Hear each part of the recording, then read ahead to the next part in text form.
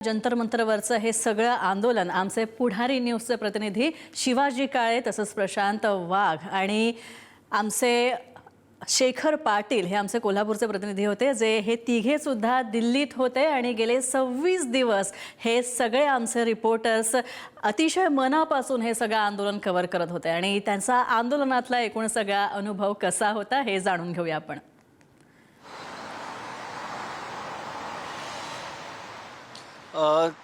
खरं तर आंदोलनाचा अनुभव म्हणजे सरकार कोणतंही असो ते जनतेचं असतं या आंदोलनातून स्पष्ट झालेलं आहे स्नेहा।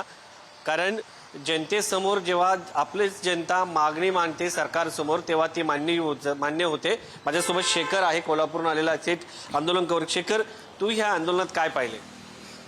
सगळ्यात पहिला तर आजपर्यंतची बरेच आंदोलन कव्हर केलेत, मात्र हे आंदोलन विशेष त्यासाठी होतं कारण अनेक वेळा हे राजकीय पक्षानं किंवा राजकीय नेता त्या आंदोलनाच्या मागे असतो, मात्र या ठिकाणी अतिशय वेगळी परिस्थिती होती। जेनझींनी हाताखाली घेतलेलं हे सगळं आंदोलन होतं आणि त्यामुळं याला एक वेगळी धार त्या ठिकाणी निर्माण झाली होती। दुसरीकडे त्याच्या बाजूला सोशल मीडियाची एक वेगळी पॉवर त्या ठिकाणी बघायला मिळाली। येणाऱ्या या ठिकाणी आंदोलनात अनेक जण सोशल मीडियाचे इन्फ्लुएन्सर देखील पाहायला मिळाले, जे अनेक वेगवेगळे रील तर टाकतच होते, मात्र मीडिया विशेष करून त्या ठिकाणी आणि विशेष म्हणजे मराठी मीडिया देखील मोठ्या प्रमाणात या ठिकाणी यावेळी पाहायला मिळाला होता। हे देखील विशेष या आंदोलनाचं त्या ठिकाणी आहेच। मात्र दुसरी गोष्ट, एखाद्या मुद्द्यावरती किती ठाम असलं पाहिजे हे शिकण्यासारखं या आंदोलनातून या ठिकाणी आहे। कारण त्यांनी एकच मागणी घेतली होती की आम्हाला धर्मेंद्र प्रधान यांचा राजीनामा पाहिजे आहे। जोपर्यंत हा राजीनामा मागे घेतला जात नाही तोपर्यंत आम्ही हा मोर्चा किंवा हे आंदोलन जे आहे ते कुठल्याही पद्धतीने त्या ठिकाणी थांबवणार नाही, अशीच सगळ्यांची भूमिका होती। त्यामुळे हे टू दी पॉइंट त्या ठिकाणी पाहायला मिळाले, त्याच एका मुद्द्यावरती लढताना पाहायला मिळाले। कुणाचेही त्या ठिकाणी वेगळे इंटेन्शन्स त्या ठिकाणी पाहायला मिळत नव्हते।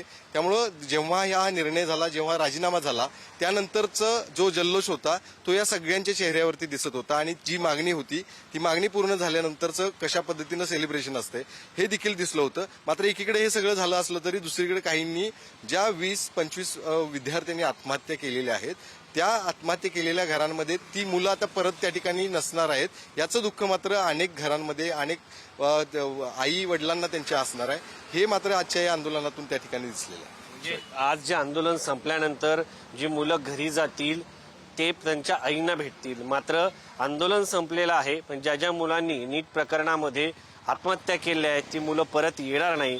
त्या आईंची वेदना जी आहे ती अत्यंत वेदनादायक, हृदयद्रावक असेल असं शेखरने सांगितलेलं आहे। प्रशांत आहे, प्रशांत, तुला काय जाणवलं ह्या सगळ्या आंदोलन कव्हर करताना? सर, आपण दिल्लीच्या अवतीभोवती अनेक आंदोलनं बघतो, खास करून जंतर मंतर हे जे स्थळ आहे हे आंदोलनांसाठीच बनलेलं आहे असं वर्षभर वाटावं अशी जणू परिस्थिती तिथे असते।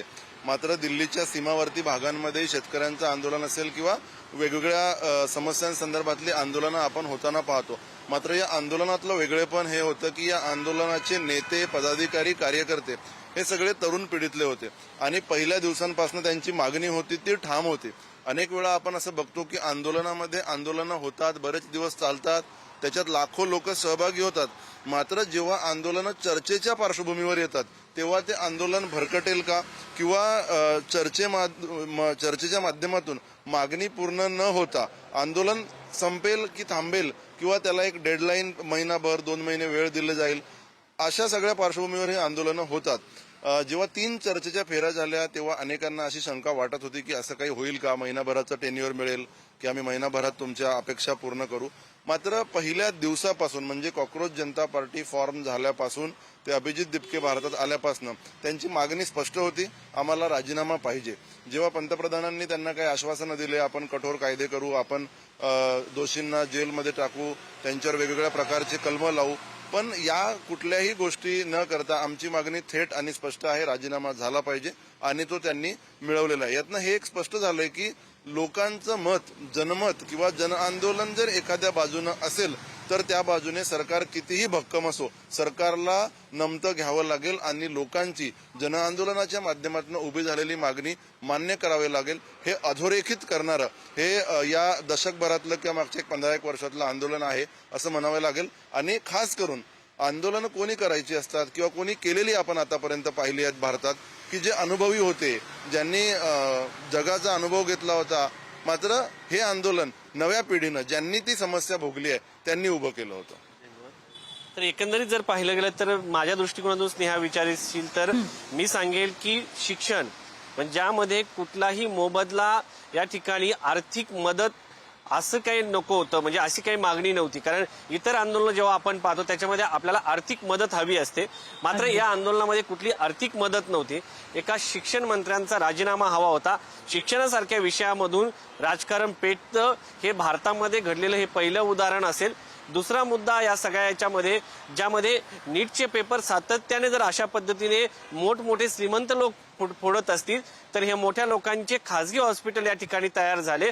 सरकारी हॉस्पिटलमध्ये आज आपल्याला जे डॉक्टर मिळत नाही याचं कारण असं आहे की गोरगरीब वर्गातील जर डॉक्टर झाला असता तर त्याने सरकारी ठिकाणी सेवा केली असती. खासगी म्हणजे श्रीमंत मुलांचे मुलं जेव्हा डॉक्टर होतात तेव्हा ते धंदा करतात, उद्योगपती होतात या सगळ्या याच्या माध्यमातून. आणि सगळ्यात महत्वाचं आणि महाराष्ट्रासाठी महत्वाचं म्हणून जर सांगायचं ठरलं तर ते म्हणजे या अगोदर आपण म्हटलेलं आहे की दिल्लीचं तख्त राखतो महाराष्ट्र माझा. आता दिल्लीच्या तख्ताला जागा करण्याचं काम महाराष्ट्राने केल्याचं पाहायला मिळतंय. नक्की शिवाजी, शेखर आणि प्रशांत, तुम्हा तिघांचे खूप खूप आभार. तुम्ही प्रत्येक अपडेट खरं तर पुढारी न्यूजच्या प्रेक्षकांपर्यंत पोहोचली आणि सगळ्यात महत्त्वाचं म्हणजे सत्याची बाजू तुम्ही सगळ्यांनी लावून धरली, त्यासाठी खूप खूप आभार तुमचे.